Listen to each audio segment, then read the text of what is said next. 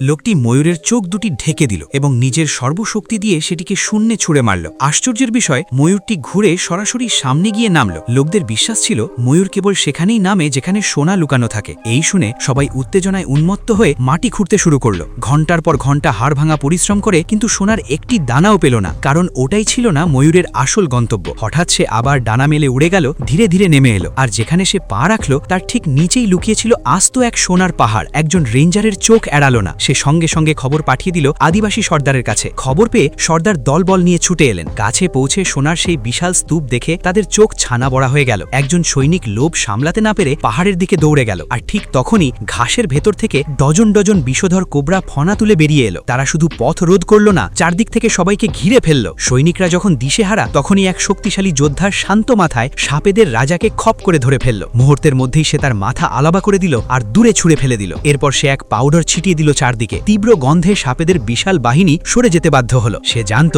এই গুপ্তধন রক্ষা করছে সাপ জাতির এক অদৃশ্য শক্তি। যদি সত্যি সোনা চাই, তবে তাকে মুখোমুখি হতে হবে সর্পরাগ্নি মেডুসার। সে নিজের সারা শরীরে পাউডার মেখে নিল। এখন শুরু হতে চলেছে এক রক্তক্ষয়ী ভয়ঙ্কর লড়াই।